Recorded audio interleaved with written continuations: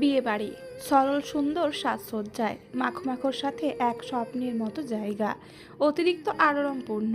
চারদিকে হইচই, রংচঙে ফুলে সজ্জিত, ঝলমলে আলোয় আলোকিত প্রায় প্রতিটি কোণা। বিলাসবহুল খাবারের সুগন্ধে বাতায়ন মেতেছে।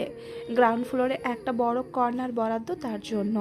মামুন শাহ নিজের সবটুকু চেষ্টা ঢেলে এমন বিরাট আয়োজন করেছেন বাড়ির একদম সামনে।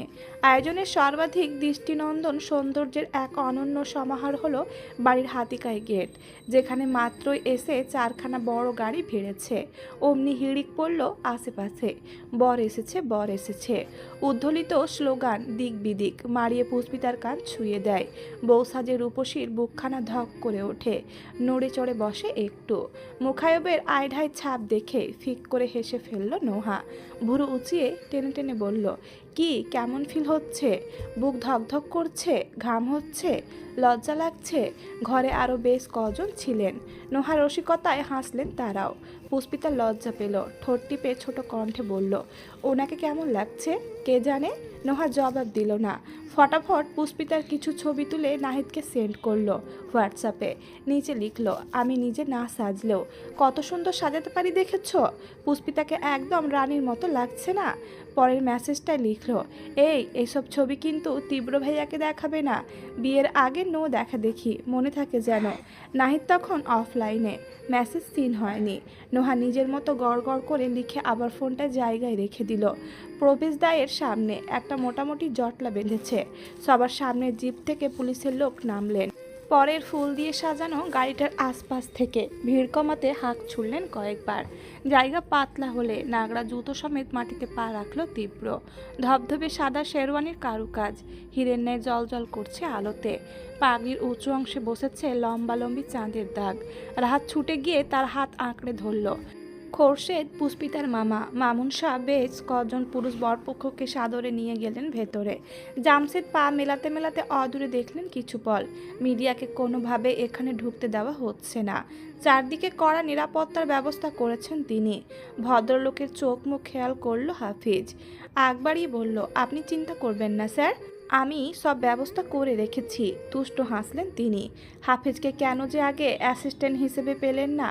কাজের প্রতি এত ডেডিকেটেড ছেলেটা, যেখানে আবুল একটা বোকার মতো চাল চালতে গিয়ে নিজের কপালটায় পোড়ালো। এখন মরার আগ অবধি গুপ্ত ঘরে আটকে থাক।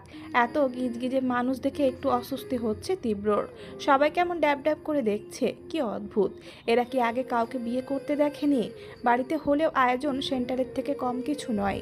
মুখামুখি বিশাল বড় স্টেজ, পুরোটা একেবারে তকতকে সাদা থিমে বানানো, শুভ্রতায় মোড়ানো। সেখানকার পর্দা থেকে সোফা সেট অবধি। সামনে অতিথিদের বসার জায়গা, এ পাশটায় খাবার দাবারের হল্লাহল্লি।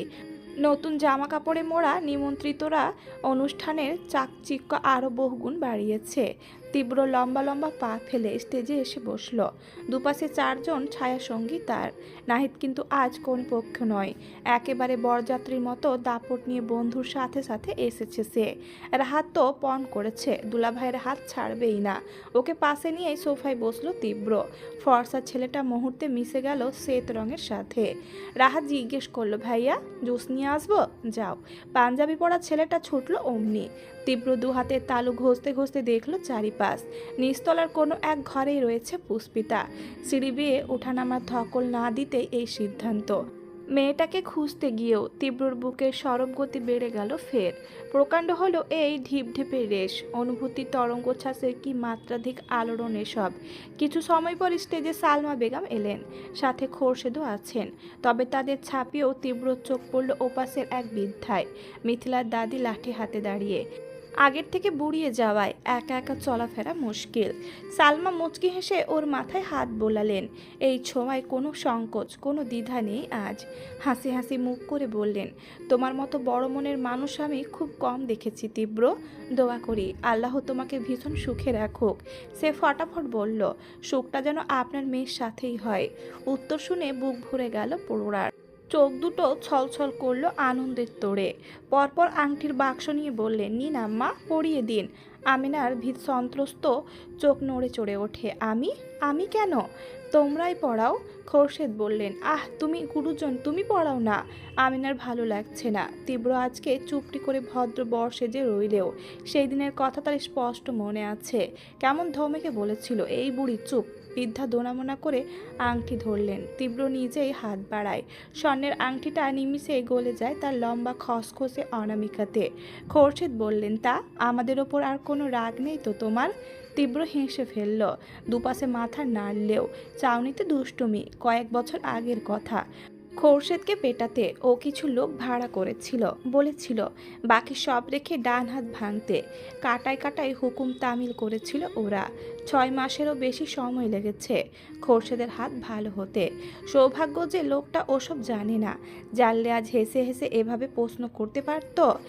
জামশেদ তালুকদারের বসার জায়গাটা এই নিয়ে কয়েকবার ছেড়ে দিলেন মামুন। খুব গদগদ হয়ে বললেন, বসুন স্যার বসুন। ঠিক আছে আমি, আপনি ব্যস্ত হবেন না। তা বললে তো হয় না স্যার, আপনি কত বড় মাপের মানুষ। আমার কপাল ভালো যে আপনার পায়ের ধুলো পড়েছে আমার চৌকাঠে। আপনার বসার জন্য কিন্তু এই জায়গাটা আমি আলাদাভাবে বানিয়ে দিতে বলেছিলাম স্যার। আপনি বসলে একটু শান্তি পেতাম মনে। জামশেদ ওপর ওপর গম্ভীর রইলেও মনে মনে হাসলেন।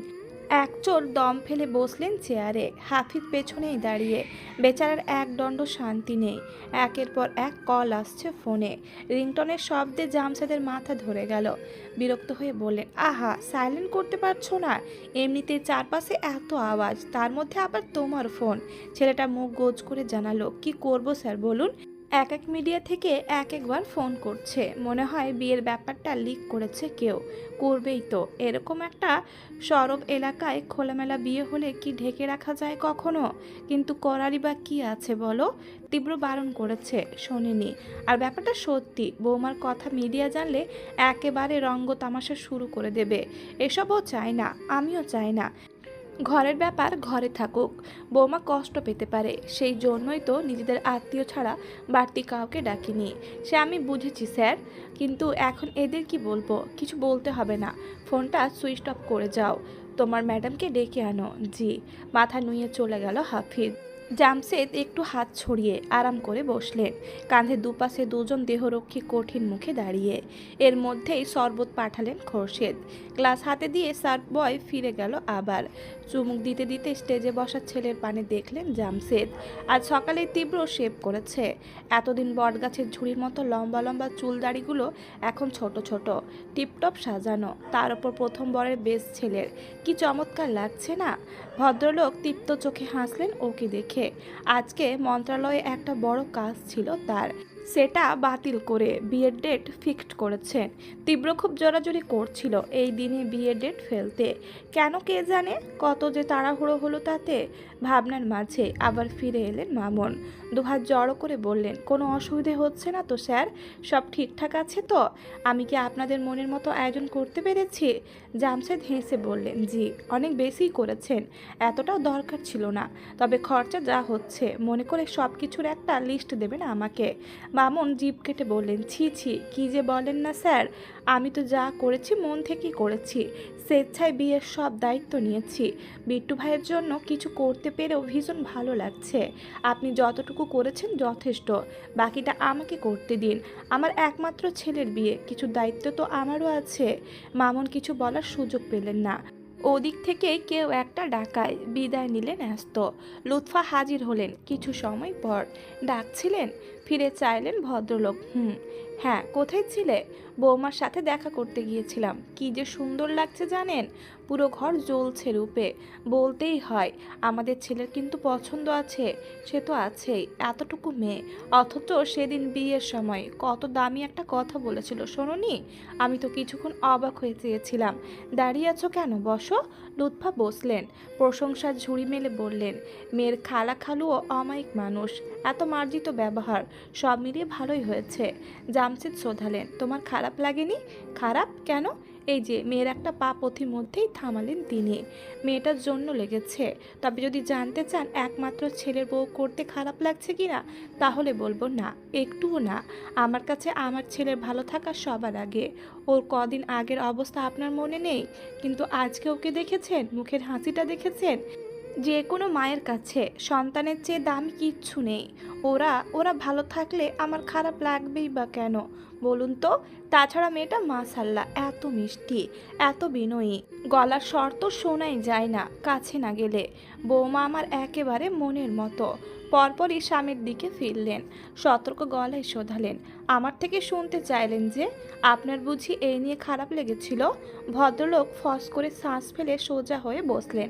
দেখো, মিথ্যা বলবো না, একটু তো খারাপ লেগেছিলই, কিন্তু ওই যে বললে সন্তান সবার আগে, আর তার থেকেও বড় কথা, আমার খারাপ লাগলেও বা কি, তোমার ছেলে আমাকে পাত্তা দেয়? কি বদনসিব আমার, স্বরাষ্ট্রমন্ত্রী হয়েও ঘরের ছেলের থেকে 2 আনার দাম পাচ্ছি না।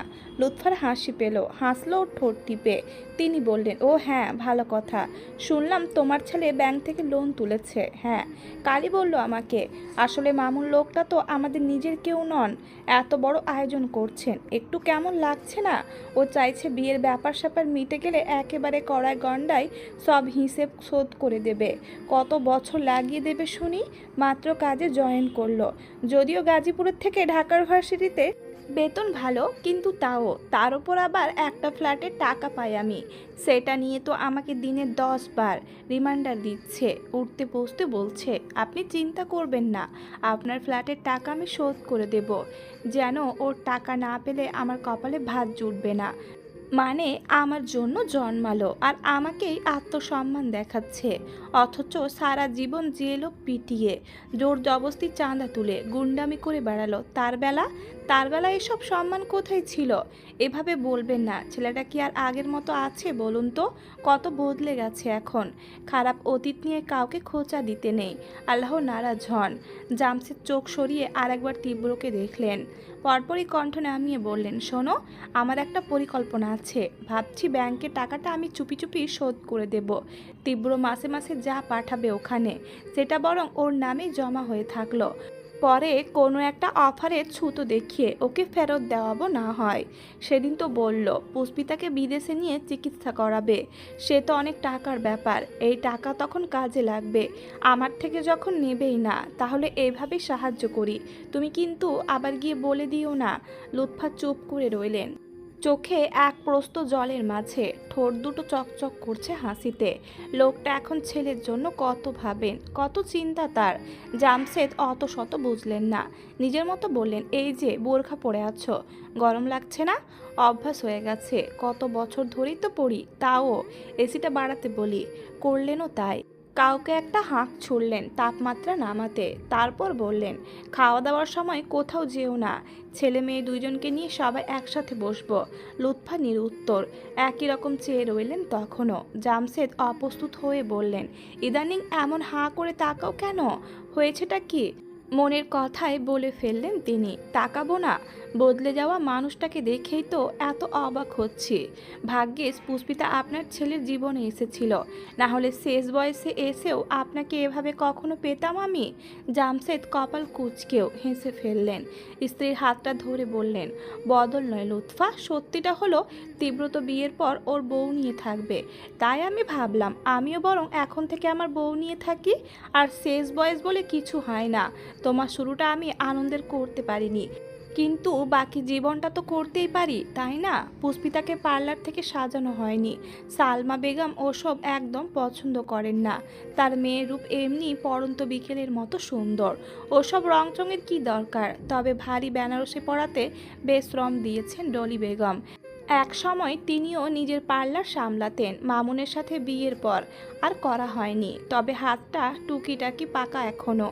বিয়ে উপলক্ষে 2 মিনিট দাঁড়াবার ফুরসত পাচ্ছেন না তিনি। ওদিকে খাওয়া দাওয়া শুরু হয়ে গেছে, এ নিয়ে আর একবার ডাক পড়লে ডলি ঘর ছাড়লেন দ্রুত। ওপাশ হতে তখনই ঢুকলো মিথিলা, হাতে এক থালা বিরিয়ানি, চপল পায়ে এসে পুষ্পিতার সামনে বসলো সে। খুব চিন্তা নিয়ে বলল, তুই সকাল থেকে কিচ্ছু খেলি না, একটু পর বিয়ে পড়াবে, সবার সামনে খেতে পারবি না, এখন দুটো খেয়ে নে তো। কিন্তু আমার তো খিদে নেই আপু। মিথিলা চোখ পাকায়, হাঁ কর তাড়াতাড়ি। পুষ্পিতা অনিচ্ছায় হাঁ করল। এত সাজগোজের তপে মুখ খুলতেও কষ্ট, ঠোঁটের লিপস্টিকের চটচটে ভাবটাও শুকায়নি ভালো করে, তার উপর নাকে পড়ানো নথটাই কি ভার। নোহা ওদের কাছে বসে ও আর চোখে মিথিলাকে দেখলো কিছু পল। অন্তঃসত্ত্বা সে, 5 মাসের পেট বোঝা যায়, আগের হ্যাংলা শরীরটা এখন নেই।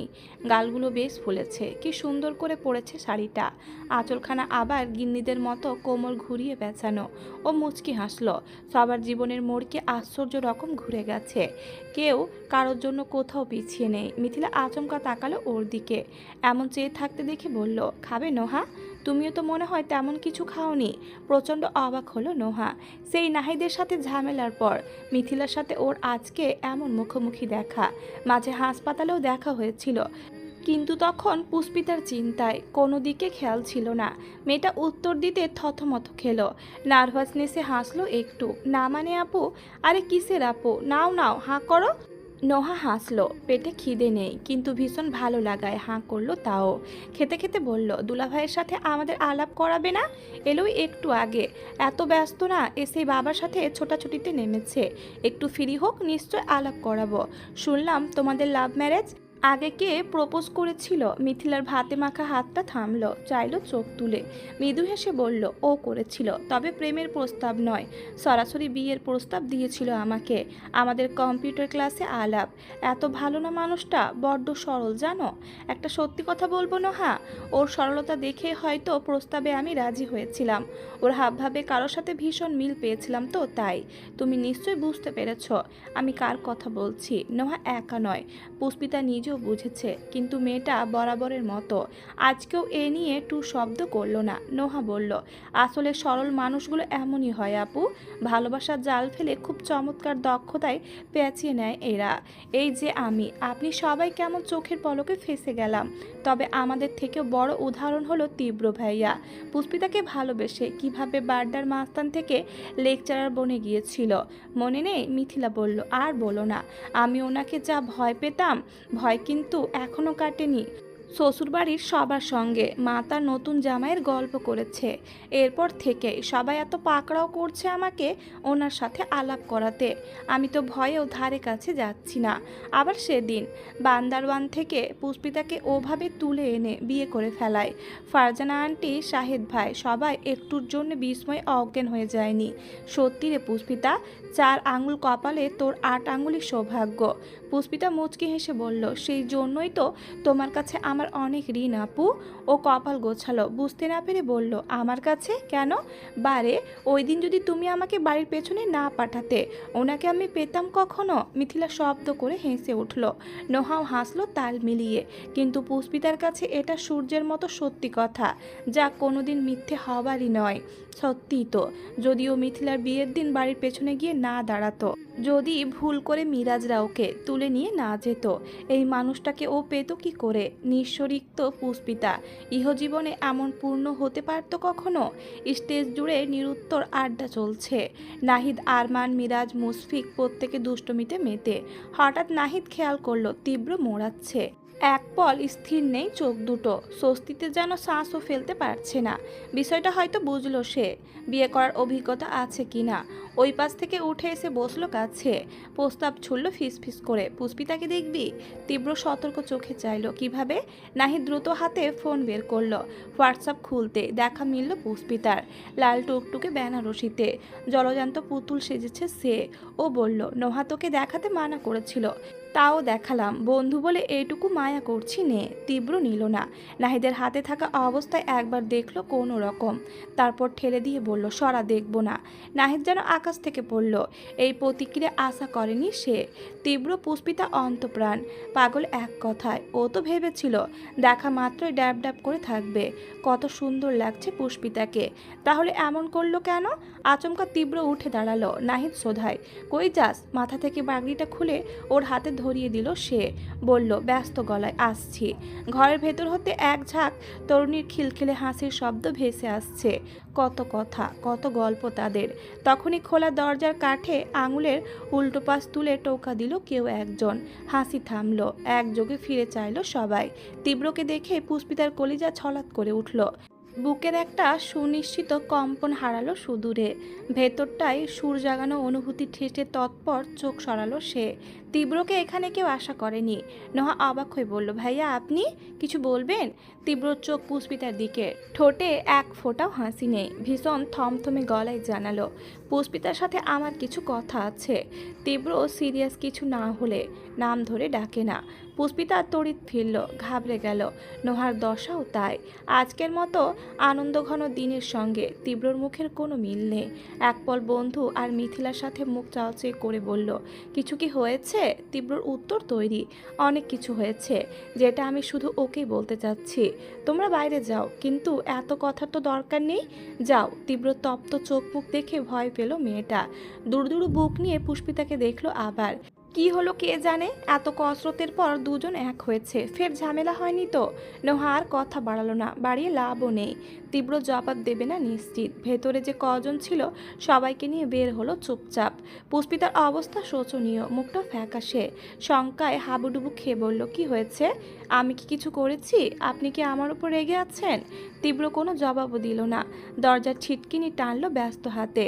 গম্ভীর মুখে ঘুরে এগিয়ে এলো কাছে। পুষ্পিতার গলা শুকিয়ে কাঠ, ও নির্ঘাত কিছু একটা করেছে। তীব্র কষ্ট পেয়েছে বোধহয়।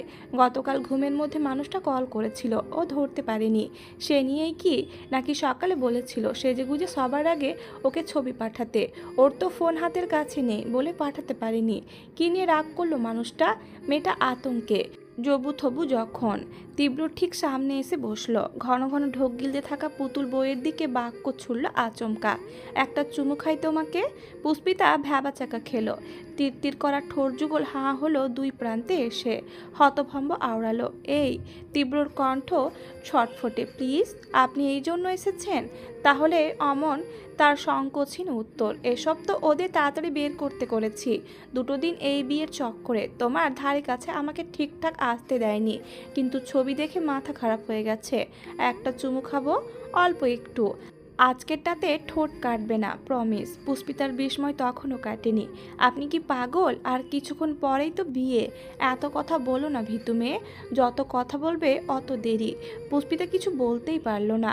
কালচে উষ্টপুট কেমন তেড়ে এসে বসে গেল ঠোঁটে। ঠিক 2 মিনিট তীব্র সরে এলো। পুষ্পিতার নথ খুলে ঝুলছে গালে, সেটা তুলে আবার আটকে দিল ও। হতবাক চেয়ে থাকা মেয়েটার নাকে টোকা দিয়ে বলল, thank you, but strawberry was far better than it. পরপরই স্বর নামিয়ে বলল, ব্যাপার না, রাতে পুষিয়ে নেব। পুষ্পিতা হতচেতন, ভরকানো ভাব কাটেনি ঠিক করে। দৌড় খুলে চলে যাওয়া শরীরটার দিকে স্তম্ভিত চেয়ে রইল সে।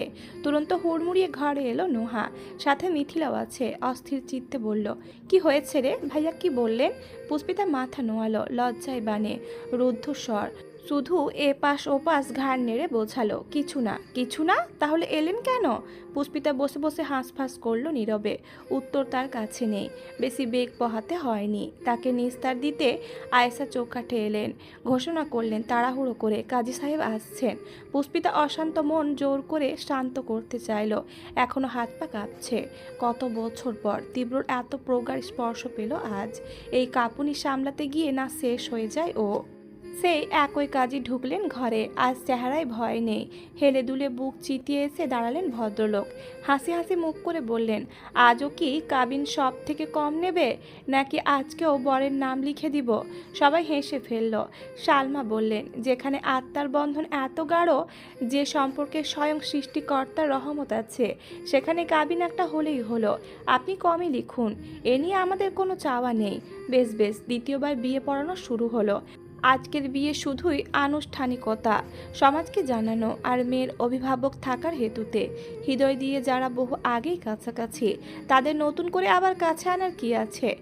সময় কাটলো। খাওয়া দাওয়ার বিস্তর পাট চোকানো শেষে এবার বরবউকে সমসঙ্গে বসানোর পালা। পেছনে এক ঝাঁক মানুষ সমেত। তীব্র পা ফেললো ঘরে, এসে বসলো ঠিক পুষ্পিতার ডান পাশটায়। তুখর সুগন্ধির প্রখর ঘ্রাণে মেয়েটা আস্ত বেনারসি চেপে ধরল মুঠোতে। সেদিন বিয়েতেও তার অনুভূতি ছিল, নতুন শিহরণ ছিল রন্ধের ভাঁজে, কিন্তু ওসবের মাত্রা এত প্রগাঢ় হয়নি তো। তখনই কোত্থেকে একটা বড় আয়না নিয়ে হাজির হলো নোহা, বরবউয়ের সামনে ধরতে। মাথা দুটো কেউ একজন পাতলা কাপড়ে ঢেকে দিল ওদের। পুষ্পিতা পাশ ফিরল তখন। তীব্র আগেই চেয়ে চোখাচোখি হলো, দুম করে চোখ টিপল সে।